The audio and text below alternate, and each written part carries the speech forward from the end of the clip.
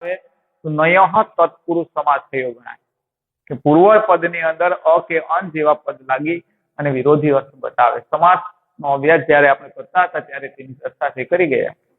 એટલે કે તેથી ટાળી ન શકાય તેવા અર્થે એટલે કે વિષયોનો બાબતોનો ત્વમ એટલે કે તમે એટલે કાઉન્સમાં લખવું હોય તો લખી શકાય અર્જુન શોષિતુમ પ્લસ અર્હસી. શોષિતુમ એટલે કે શોક દુઃખ યથા અને ન ને એની સાથે લઈ લેશું મિત્રો. ન અર્હસી કરીશ નહીં. રોકી ન શકાય ટાળી ન શકાય તેવી બાબતોનો તેવા વિષયોનો તું શોક ન કરીશ. ખબર જ છે કે મનુષ્ય આ બાબતને રોકી શકે તેમ જ નથી, અટકાવી શકે તેમ જ નથી. તે તો કુદરતના હાથની વાત છે, ઈશ્વરના હાથની વાત છે. બરાબર? એ આપણે ચિંતા કરી કે ન કરી એ તો થવાનું જ છે. તેનો શોક કરવાથી કોઈ ફાયદો છે નહીં. તેનો શોક ન કરવો જોઈએ. અર્જુનને કહે છે કે તું એવું માને છે કે મારા ગુરુજનો મારી સામે છે, મારા સગાવાલાઓ છે, મારા મિત્રો છે, ભાઈબંધ છે, એની સામે કેમ લડવું? એની સામે હથિયાર કેમ ઉપાડવા? બરાબર? અને આમાં ઘણા લોકો મૃત્યુ પામશે એટલે અર્જુને હથિયાર છે એ નીચે મૂકે છે, સ્થિર બને છે. ભગવાન શ્રી કૃષ્ણ એને કહે છે કે જે થવાનું છે તો થશે જ. એ યુદ્ધ થવાનું હશે તો થશે, જે બનવાનું છે બનશે, એમાં આપણે રોકી શકશું નહીં. જે પરિણામ આવવાનું છે તો આવવાનું છે. તું યુદ્ધ કર કે ન કર. બરાબર? એટલે તસ્માત અપરિહાર્ય અર્થે તેથી ટાળી ન શકાય તેવા વિષયોનો ત્વમ એટલે કે તમે કાઉન્સમાં લખવાનો અર્જુન શોષિતુમ ન અર્હસી શોક કરીશ નહીં. ફરી પાછા આખા શ્લોકનો અનુવાદ જોઈએ. થી ખરેખર જાતસ્ય મૃત્યુ ધ્રુવ જન્મેલાનો મૃત્યુ નિશ્ચિત છે, ચોક્કસ છે. સ અને મૃતસ્ય જન્મ ધ્રુવમ અને મૃત્યુ પામેલાનો જન્મ પણ નિશ્ચિત છે. તસ્માત અપરિહાર્ય અર્થે તેથી ટાળી ન શકાય તેવી બાબતોનો ત્વમ તું અથવા તમે કાઉન્સમાં લખવાનો અર્જુન શોષિતુમ ન અર્હસી શોક કરીશ નહીં, દુઃખ કરીશ નહીં. મિત્રો આ કાવ્યની અંદર શ્લોક પૂર્તિની અંદર આ શ્લોક પૂછાય શકે. પ્રશ્ન એ ઉભો થાય કે શ્લોક પૂર્તિમાં ક્યાં શ્લોક પૂછાય? મિત્રો તો આપણા પાઠ્યપુસ્તકની અંદર સ્વાધ્યાયની અંદર જે પ્રશ્નો શ્લોક પૂર્તિ કુરુ શ્લોક પૂર્ણ કરો એમાં જે શ્લોક આપેલા હોય એ શ્લોક પરીક્ષાની અંદર શ્લોક પૂર્તિ માટે પૂછી શકાય. બીજા શ્લોક ન પૂછી શકાય. અહીંયા બીજો જે શ્લોક છે એ શ્લોક પૂર્તિ માટે આપેલો છે. બરાબર? તો આ શ્લોકને આપણે તૈયાર કરવાનો રહેશે. શ્લોક પૂર્તિમાં પૂછાય તો પણ સંસ્કૃત ભાષાની અંદર બોલતા અને લખતા પણ આપણને આવડતો હોવો જોઈએ, અનુવાદ પણ આપણને આવડતો હોવો જોઈએ. બરાબર? તો શ્લોક પૂર્તિ આપણે કઈ રીતે કરવી? બરાબર? તો એને પેલા શ્લોકને કંઠસ્થ કરવાનો, પછી એને 2-5 વખત જોયા વિના એ શ્લોકને સંસ્કૃતમાં લખવાનો. કદાચ આપણી ભૂલ રહી ગઈ હોય તો આપણે પોતે જ નિરીક્ષક બનીને એની સાથે સરખામણી કરવાની, ક્યાં ભૂલ છે. એ ભૂલને સુધારવા માટે ફરી પાછું એને શ્લોકને સંસ્કૃતમાં લખવાનો. એમ બોલતા અને લખતા બંને રીતે આપણે શ્લોક શીખી અને તૈયાર કરશું. તો કઈ રીતે બોલવું એની વાત કરીએ. તો જાતસ્ય હિ ધ્રુવો મૃત્યુ ધ્રુવમ જન્મામૃતસ્ય ચ તસ્માદ પર્યાયે અર્થે ન ત્વમ શોષિતુમ હર્ષિ. મિત્રો યોગ્ય લયની અંદર ધ્યાનની અંદર આપણે બોલી અને આ શ્લોક એ તૈયાર કરશું. ત્યાર પછી એના પછીના શ્લોકની વાત કરીએ મિત્રો. તો એમની અંદર કર્મનો મહિમા સમજાવવામાં આવ્યો.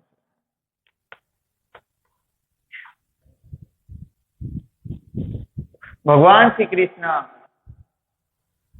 એ અર્જુનને કર્મનો મહિમા, કર્મનું સ્વરૂપ એ આ શ્લોકની અંદર સમજાવે છે મિત્રો.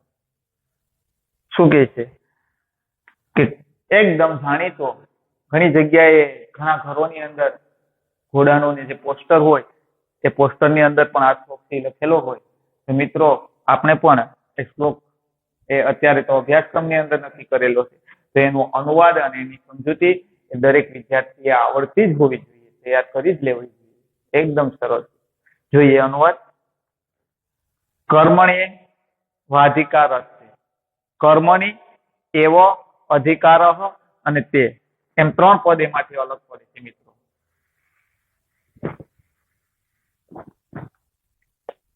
કર્મણી એવ અધિકારઃ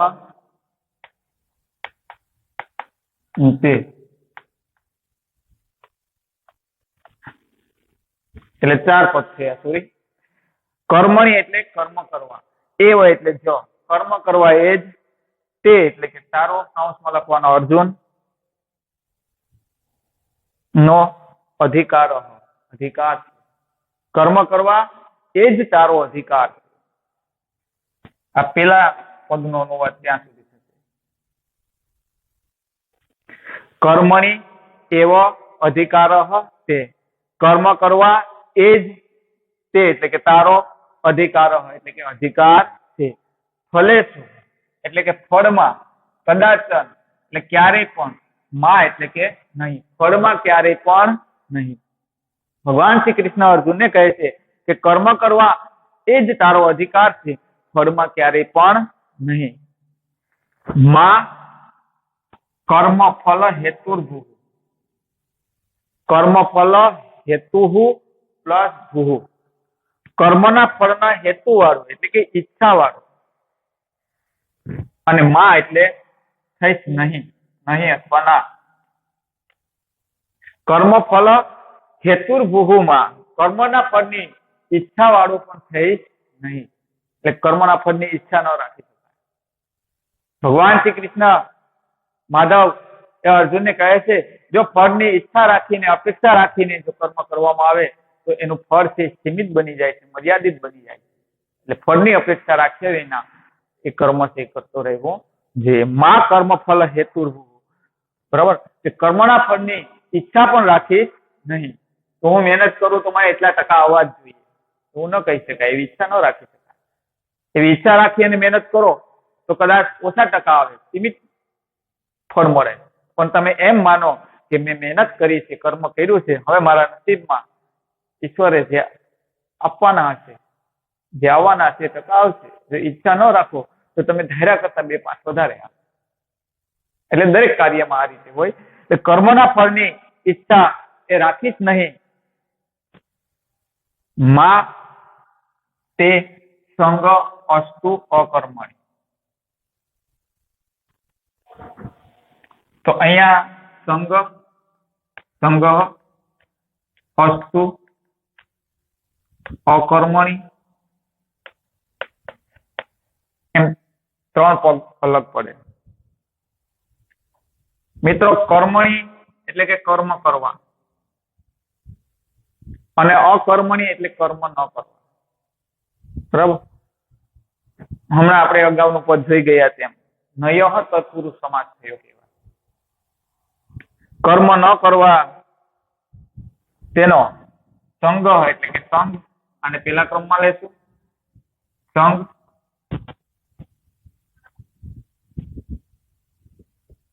માં અસ્તુ. આમ તો અસ્તુ એટલે થાવો થાય, માં એટલે નહીં થાય. આ બેને સાથે લઈ લેશું. કર્મ ન કરવા તેનો સંગ કરીશ નહીં. તે એટલે કે તું અથવા તમે. એટલે અકર્મણી કર્મ ન કરવા તેનો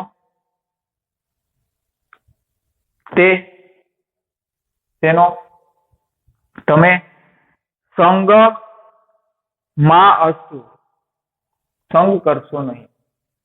કર્મ ન કરવા તેનો સંગ કરશો નહીં. મિત્રો ઊંધી ભાષામાં વાત કરી.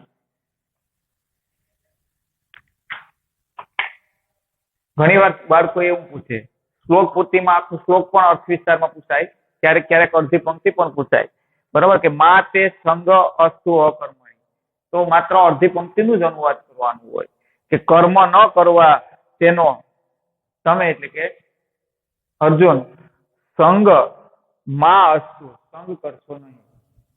તો શું કરે, બરાબર, માતાનો સંગ છે કરવો જોઈએ, માતાની સાથે કર્મ છે કરવા જોઈએ, અને માતૃપ્રેમ વિશે એ બાળક અર્થ વિસ્તાર કરે તો વિષયાંતર કહેવાય. એવું ન બને એટલા માટે ખાસ ધ્યાન રાખજો.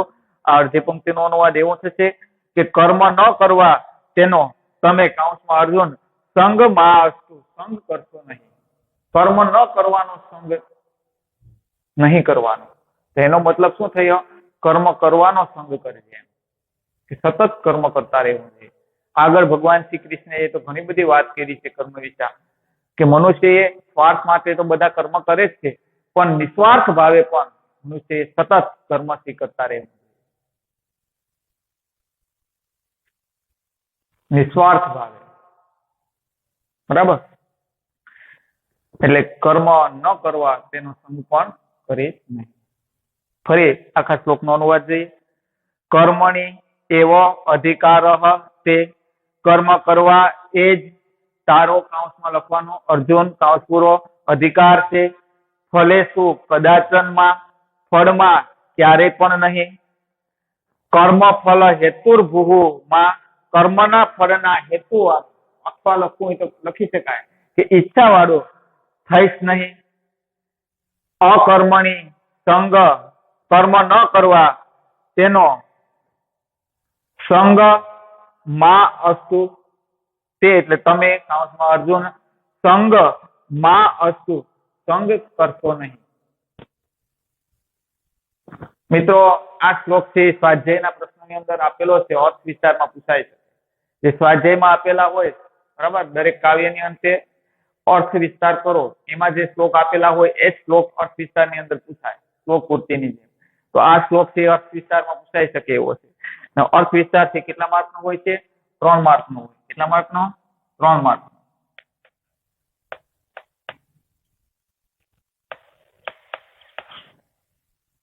તો એ અર્થ વિસ્તારની ચર્ચા હવે પછીના તાસની અંદર આપણે કરશું મિત્રો, કારણ કે એમાં સમય વધારે જોઈએ.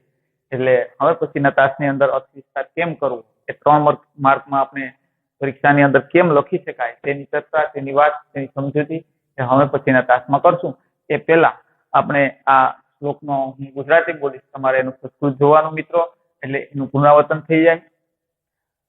આ કૌંસમાં લખવાનું આત્મા ક્યારે પણ જનતો નથી કે મૃત્યુ પામતો નથી, થઈને થવાનો છે કે થશે તેવું પણ કહી શકાય નહીં. આ કૌંસમાં લખવાનું આત્મા કૌંસ પૂરો અજન્મા, હંમેશા રહેનારો, સનાતન અને અનાદિ છે. શરીર હણાઈ જતા તે હણાઈ જતો નથી. ખરેખર જન્મેલાનું મૃત્યુ નિશ્ચિત છે અને મૃત્યુ પામેલાનો જન્મ પણ નિશ્ચિત છે. તેથી ટાળી ન શકાય તેવી બાબતોનો તું કૌંસમાં લખવું હોય તો અર્જુન શોક કરીશ નહીં. કર્મ કરવા એ જ તારો અધિકાર છે, ફળમાં ક્યારેય પણ નહીં. કર્મના ફળની ઈચ્છા પણ રાખીશ નહીં. કર્મ ન કરવા તેનો તમે કૌંસમાં અર્જુન સંગ પણ કરશો નહીં. અસ્તુ. જયતુ સંસ્કૃતમ, જયતુ ભારતમ. ધન્યવાદ.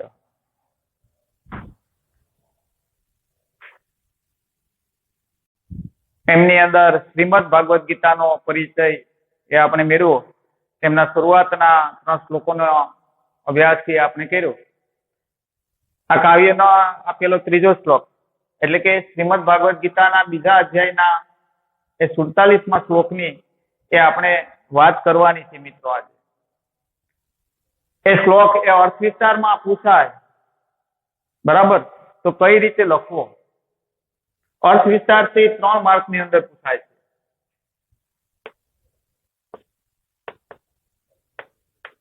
એના ગુણ કેટલા છે? 3 ગુણ. 3 ગુણની અંદર અર્થ વિસ્તાર ના એ પ્રશ્નનો જવાબ સી લખવાનો થાય તો કઈ રીતે લખવો એની વાત કરીએ.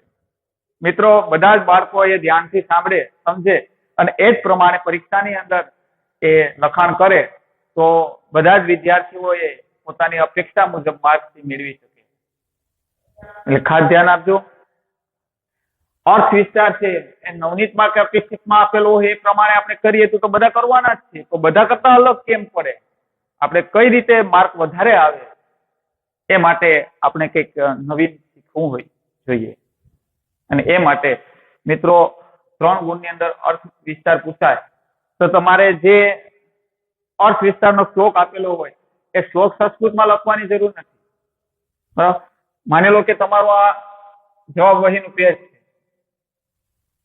બરાબર? આ પેજ છે. અહીંયા પ્રશ્નનો ક્રમ લખવાનો જે હોય અને ડાયરેક્ટ અનુવાદ કરીને લખવાનો. શ્લોકો લખવાની કોઈ જરૂર છે નહીં. પેલા અનુવાદ કરવાનો. આ શ્લોક તમારે અર્થ વિસ્તારમાં પૂછાય તો સૌ પ્રથમ તમારે એનો અનુવાદ કરવાનો. અનુવાદ કરીએ ત્યારે મિત્રો જેના માટે સંસ્કૃત પદ આપેલું નથી શ્લોકમાં અને આપણે આપણી રીતે એ પદ ઉમેરીએ તો એને કાઉન્સમાં લખવું પડે. એ અનુવાદના નિયમો છે તો એને પણ ધ્યાનમાં રાખશું અને ભાષા સુધી પણ જળવાય તેની પણ કાળજી લેશું. શું કહે છે કે કર્મણી એવ અધિકારઃ તે, કર્મ કરવા એ જ તે એટલે કે તારો કાઉન્સમાં લખવાનો અર્જુન અધિકારઃ અધિકાર છે. ફળમાં ફલેશુ એટલે કે ફળમાં કદાચન માં ક્યારે પણ નહીં. કર્મ ફલ હેતુર્ભુઃ માં, કર્મના ફળની ઈચ્છા વાળો હેતુર્ભુઃ હેતુ વાળો ઈચ્છા વાળો માં ભૂ થઈશ નહીં. કર્મના ફળની ઈચ્છા વાળો પણ થઈશ નહીં. અકર્મણી કર્મ ન કરવા તેનો તે એટલે કે તું કાઉન્સમાં લખવાનો અર્જુન સંગ એટલે કે સંગ માં અસ્તુ કરીશ નહીં. એટલે અડધી પંક્તિનું ગુજરાતી થશે કર્મ ન કરવા તેનો તું કાઉન્સમાં લખવાનો અર્જુન કાઉન્સ પૂરો સંગ કરીશ નહીં. આ પ્રમાણે અનુવાદ કરવાનો. અનુવાદ થઈ ગયા પછી એક લીટી છોડી અને સમજૂતી. બરાબર?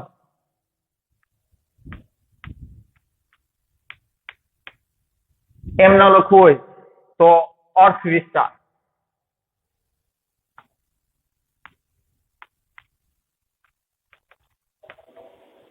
એમ ન લખવું હોય તો વિચાર વિસ્તાર.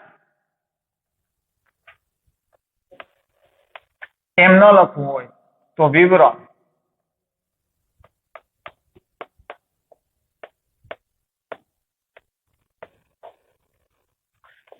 મિત્રો આ 4 પદમાંથી કોઈ એક પદ લખવાનું. બરાબર? અર્થ વિસ્તાર, વિચાર વિસ્તાર, વિવરણ, સમજૂતી, કોઈ પણ પદ તમે લખી શકો. એ લખી અને અર્થ વિસ્તારથી હંમેશા કાયમ માટે યાદ રાખજો. બરાબર? 3 પેરેગ્રાફની અંદર કરવાનું. બરાબર? એ 3 મુદ્દામાં અર્થ વિસ્તાર કરવાનો. એ ક્યાં 3 મુદ્દા? તો કે પ્રારંભ. એમ ન લખવું હોય તો આરંભ. એમ ન લખવું હોય તો પ્રસ્તાવના. એમ ન લખવું હોય તો પૂર્વ ભૂમિકા. આમાંનો કોઈ એક પદ તમે લખી શકો. અર્થ વિસ્તાર છે એ 3 પેરેગ્રાફની અંદર કરવાનો હોય. એ 3 પેરેગ્રાફની અંદર શરૂઆતમાં જો કોઈ મુદ્દો ટાંકવો હોય તો શરૂઆતમાં પેલા મુદ્દાની અંદર પ્રારંભ અથવા આરંભ અથવા પ્રસ્તાવના અથવા પૂર્વ ભૂમિકા આમાંનું કોઈ પદ છે આપણે વાપરી શકીએ. બરાબર? ત્યાર પછી આગળની ચર્ચા પછી આગળ કરશું.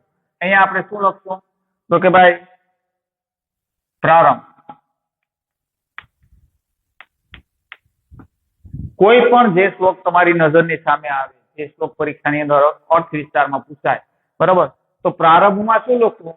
એ શ્લોક શેમાંથી લેવામાં આવ્યો છે પ્રારંભની અંદર એ લખવાનું. એની પૂર્વ ભૂમિકા બાંધી દેવાની. બરાબર. તો અહીંયા આપણે એનો પ્રારંભ કઈ રીતે કરશું કે આપેલ શ્લોક શ્રીમદ ભાગવત ગીતામાંથી લેવામાં આવ્યો છે. શ્રીમદ ભાગવત ગીતાનો બીજો અધ્યાય એટલે કે સાંખ્ય યોગનો એ આ શ્લોક છે. તેમની અંદર કર્મનું સ્વરૂપ એટલે કે કર્મનો મહિમા સમજાવવામાં આવ્યો છે. એમ 1.5 થી 2 પંક્તિની અંદર પ્રારંભ બાંધી દેવાનો. અડધા પાનાની અંદર પ્રારંભ ન હોય, 2 થી 3 લીટીની અંદર પ્રારંભ કરવાનો. એ પ્રારંભ થઈ ગયા પછી પેરેગ્રાફ પાડવાનો. પેરેગ્રાફ ન પાડવો હોય ને વચ્ચે મુદ્દો લખવો હોય તો મુદ્દો લખી શકાય. શું લખી શકાય? વિવરણ અથવા સમજૂતી. અહીંયા વચ્ચે પણ લખી શકાય. અહીંયા વિવરણ આપેલું અથવા અર્થ વિસ્તાર, વિચાર વિસ્તાર, કોઈ પણ પદનો પ્રયોગ કરી શકીએ. આ વિવરણ છે એ વચ્ચેનો પેરેગ્રાફ છે એ થોડોક મોટો કરવાનો. બરાબર. એમાં જે તમારે વિચાર આપ્યો છે એનું વિવરણ કરવાનું છે, એની સમજૂતી આપવાની છે, એનો અર્થ વિસ્તાર કરવાનો છે, એ વિચારનો વિસ્તાર કરવાનો છે. એટલે પેરેગ્રાફ મોટો આવશે. બરાબર. મોટો એટલે માનો કે આ બાકીનું જે પેજ લીધું એ આખું પેજ, બરાબર, અને બાકીનું જે પેજ છે એના પછીનું. અહીંયા સુધી આ એક પેજ, આ બીજું પેજ, આ વિવરણ છે એ લંબાવવાનું. આ પેજ તો પૂર્ણ થઈ જાય અહીંયા સુધી ચેતાવવા દેવાનું. એના પછીના પેજમાં અહીંયા સુધી અર્થ વિસ્તારથી મિનિમમ 1.5 થી 2 પેજની અંદર લખવો જોઈએ. 3 ગુણમાં પૂછાશે ઓછામાં. એથી વધારે લખાણ થાય તો સારું. અહીંયા આપણે વિવરણની વાત કરીએ. આ શ્લોકનું વિવરણ કઈ રીતે કરવું? આપેલ શ્લોક કુરુક્ષેત્રના મેદાનમાં પોતાના સગાવાલાઓ, સ્નેહીજનો, ગુરુજનોને જોઈ અર્જુન છે એ શિથિલ બને છે, કાયર બને છે અને હથિયારથી નીચે મૂકી દે છે. ત્યારે અર્જુનને લડવા માટે તત્પર બનાવવા માટે ભગવાન શ્રી કૃષ્ણ એ ઉપદેશ આપે છે અને માર્ગદર્શન આપે છે. અને એ માર્ગદર્શનની અંદર, એ ઉપદેશની અંદર ભગવાન શ્રી કૃષ્ણ અર્જુનને કહે છે, કર્મનો મહિમા સમજાવતા કહે છે, કર્મનું સ્વરૂપ સમજાવતા ભગવાન શ્રી કૃષ્ણ કહે છે કે કર્મ કરવા એ જ તારો અધિકાર છે. ફળમાં ક્યારે પણ નહીં, કર્મના ફળની ઈચ્છા વાળો પણ થઈશ નહીં અને કર્મ ન કરવા તેનો સંગ પણ કરીશ નહીં.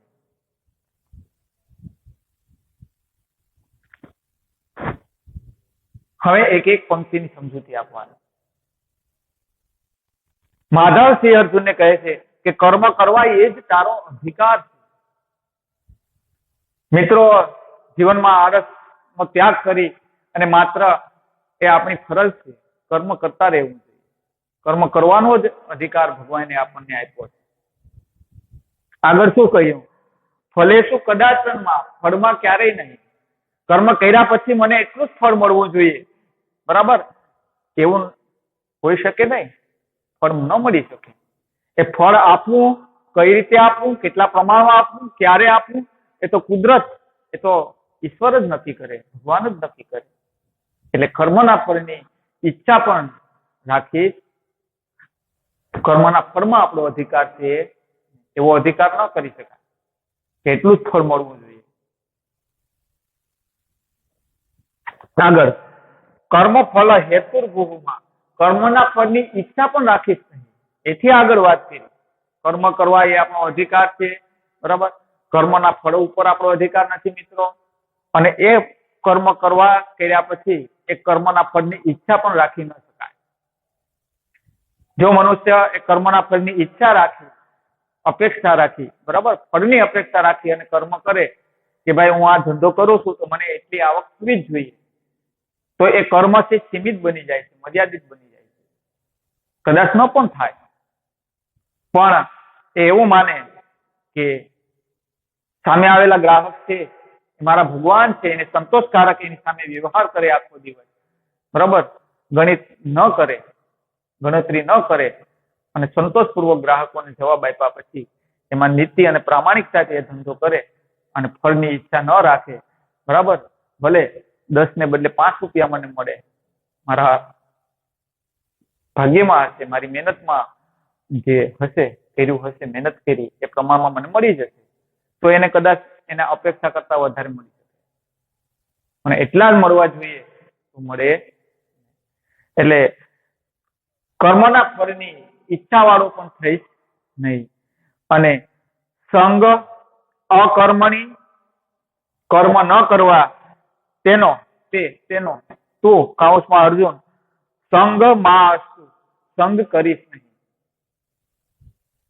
કર્મ ન કરવા તેનો સંગ પણ તું કરીશ નહીં. એટલે કે કર્મ ન કરવાનો સંગ કરીશ નહીં એનો અર્થ એવો થાય કે કર્મ કરવા તેનો સંગ કરવો. તો કોનો સંગ કરવાનો? તો કે કર્મ કરવા. એ વસ્તુ એવું બતાવે છે કે દરેક વ્યક્તિએ સતત કર્મ કરતા રહેવું જોઈએ, નિસ્વાર્થ ભાવે પણ સતત કર્મથી કરતા રહેવું જોઈએ. મિત્રો, એટલે કર્મનો મહિમા સમજાવવામાં આવ્યો. પછી એના અનુસંધાને મિત્રો આપણે ગુજરાતી ભાષામાં, હિન્દીમાં કે અંગ્રેજીમાં જે વિચાર આપ્યો હોય એના આપણા અનુભવોના આધારે નિમિત્તમાં હોય એવું જ લખવું જરૂરી નથી, અપેક્ષિતમાં હોય એવું જ લખવું જરૂરી નથી. આપણે જે કંઈ આપણી ઉંમરના ધ્યાનમાં રાખીને એમાં જે કંઈ આપણા અનુભવો થયા અને આપણી કક્ષા પ્રમાણે એ જે વિષય વસ્તુ છે, બરાબર, એ વિષયને ધ્યાનમાં રાખીને આપણે એમાં કોટેશન પણ લખી શકીએ, વાક્ય પણ લખી શકીએ. દાખલા તરીકે અહીંયા લખવું હોય તો સતત હું કીધું કે કર્મ ન કરવા તેનો સંગ કરીશ નહીં, મતલબ કે કર્મ કરવા તેનો સંગ કરજે. એ શું બતાવે છે કે મનુષ્યએ હંમેશા પુરુષાર્થ કરતા રહેવું જોઈએ. તો એના ઉપર તો ઘણા બધા વાક્યો ગુજરાતીમાં લખી શકાય, બરાબર, કે આળસ એ જીવતા મનુષ્યની કબર છે, કટાઈ જવા કરતા ઘસાઈ જવું સારું છે. આજનો પુરુષાર્થ એ તમારા આવતીકાલના ભાગ્યનું નિર્માણ કરે છે. સ્વામી વિવેકાનંદ. તમારો આવતીકાલનો દિવસ કેવો જશે તેનો આધાર આજના પુરુષાર્થ ઉપર છે. પુરુષાર્થ એ જ પારસમય. આવા ઘણા બધા વિચારો મિત્રો, વાક્યો કે જે કઈ આપણા મહાપુરુષોએ કહેલા હોય કે આપણા વિદ્વાનોએ કહેલા હોય, તો એવું કોઈ વાક્ય વિષયના અનુસંધાને આપણને આવડતું હોય તો તે પણ વચ્ચે લખી શકાય, બરાબર. એમ એનું વિવરણ થઈ ગયા પછી અંતે 1.5 થી 2 પંક્તિની અંદર, વધારે નહીં, એનો અંત શું? ત્રીજો પેરેગ્રાફ. ત્રીજો પેરેગ્રાફ એટલે કે અંત. એમ ન લખવું હોય તો સમાપન, એમ ન લખવું હોય તો બોધ, એમ ન લખવું હોય તો ક્ષાર. કોઈ પણ પદ વાપરી શકીએ, બરાબર. અને બોધ સ્વરૂપે 1.5 થી 2 પંક્તિમાં લખવાનું, બરાબર. આપણે અહીંયા બોધ સ્વરૂપે બોધ કરી અને લખવું હોય તો લખી શકાય 1.5 થી 2 પંક્તિમાં, બરાબર. બોધ અહીંયા લખશું.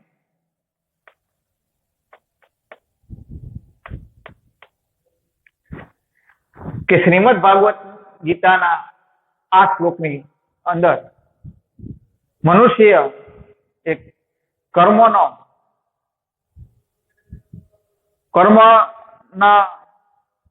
સ્વરૂપનું, કર્મના મહિમાથી સમજાવવામાં આવ્યું. એટલે કે ફળની અપેક્ષા રાખ્યા વિના મનુષ્યએ નિસ્વાર્થ ભાવે સતત કર્મ કરતા રહેવું જોઈએ. અહીંયા અર્થ વિસ્તારથી પૂરો થાય છે. મિત્રો, આ પ્રમાણે હું કહું છું એમ જ નહીં કે નવનીતમાં લખેલું હોય એવું લખવું જરૂરી નથી, કે અપેક્ષિતમાં લખેલું હોય એવું જરૂરી નથી. આપણી કક્ષા પ્રમાણે મિત્રો અનુવાદથી ખાસ ધ્યાન રાખવાનું. અનુવાદમાં કોઈ ફેરફાર ન થઈ શકે, બાકીમાં અર્થ વિસ્તારની અંદર, વિચાર વિસ્તારની અંદર, બોધની અંદર, પ્રારંભની અંદર થોડો ઘણો ફેરફાર તફાવત હોઈ શકે. તો એ પ્રમાણે આપણી મૌખિક શક્તિના આધારે, બરાબર, આપણા અનુભવોના આધારે, આપણા જ્ઞાનના આધારે અર્થ વિસ્તારથી કરવાનું થાય છે. તો અહીંયા સુધી રાખીએ મિત્રો. અસ્તુ જયતુ સંસ્કૃતમ, જયતુ ભારતમ. ધન્યવાદ.